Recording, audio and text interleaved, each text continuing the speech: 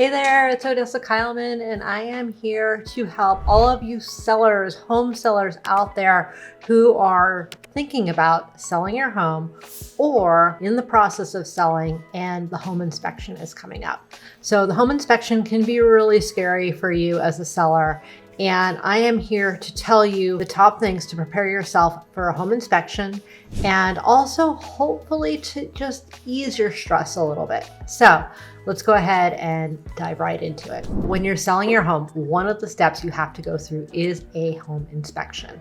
Now, this is something that's requested by the buyer and paid for by the buyer, and it's their opportunity to look through the house and get to learn all the nitty-gritty details, some of which you probably don't even know because you don't really look at your house that closely. Now, the home inspection is done.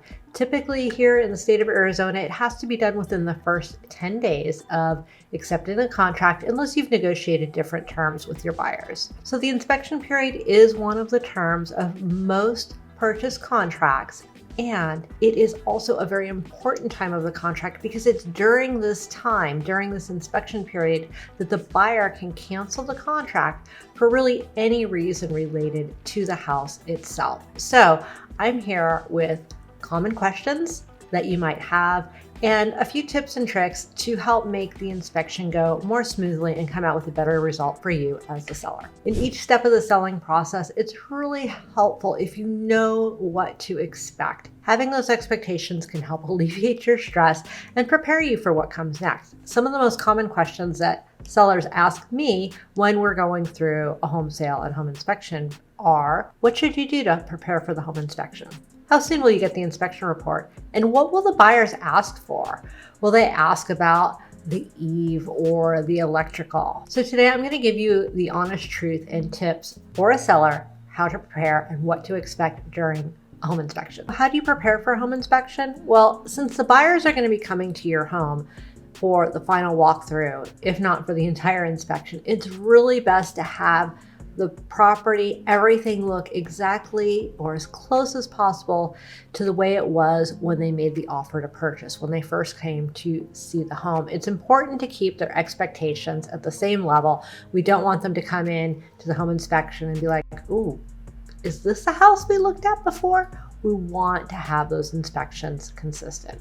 It's also important that you're able to leave the home before the buyers arrive for the walkthrough. Some inspectors are okay with you being there while they're doing the inspection, but the last hour really is the buyer's time, and having you there is not beneficial. So at a minimum, when the home inspection begins, you need to make sure all the cabinets, closets, doors are unlocked and all personal items are secured and put away. Also make sure that the inspector knows how to access the attic or the sewer cleanouts, all those types of things. Those are going to prevent questions that come later on if they can't figure it out. And by locked cabinets, I'm talking about things that stay with the home, not personal items. So if you have furniture or a desk that is locked, that's fine. But if you have a storage shed or pool equipment or something else that's locked up, that needs to be available for the inspector to get in and take a look at. Otherwise, they're going to probably charge you to come back another time. So what happens during a home inspection? So the inspector will typically spend about 3 hours in the house looking for items that might be worn out or need repairs. And I like to categorize findings into 3 categories. The first one is major defects. The second one is things that can lead to major defects. And the third one are just safety hazards. The home inspector will also gather information about the home to help the buyer understand the age and the condition of everything. And some of it is going to be informational, like the AC was built in XYZ year, or hey, there's maintenance issues that need to be addressed. And they could also be identifying other imperfections. Most of them will not report cosmetic issues. They're looking for more functional maintenance type items. Now, every inspector is a little bit different, but I'm just going through to give you the highlights and the information that I've learned in the countless inspections that I've attended. Now, after about 3 hours of walking through your home and really checking everything out, they're gonna run the faucets, they're gonna check the AC, the garbage disposal, the refrigerator, the microwave, all of those things. In that last hour, the buyers and the buyer's realtor will come back to the home for an inspection walkthrough.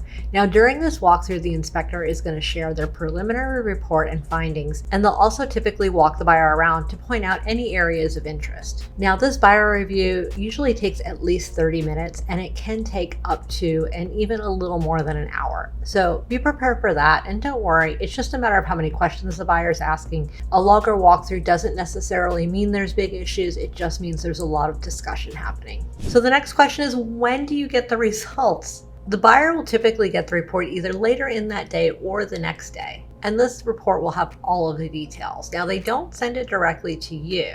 When you do get the inspection report, is it typically at the very end of the inspection period. So some buyer agents will send it to you right away, but typically they hold it and they give it to you with the repairs request. Now remember, the buyer has until midnight on the last day of the inspection period to request repairs and provide the inspection report. And in that repairs request, they can either accept the property as is, which isn't the normal. What usually happens is that they ask for repairs, or if there's something they learned about the house that just makes it not a fit for them, they can also cancel the contract. So the next question is, do I have to fix everything? And the answer is absolutely not. When you get the inspection report, do not fix everything on the report.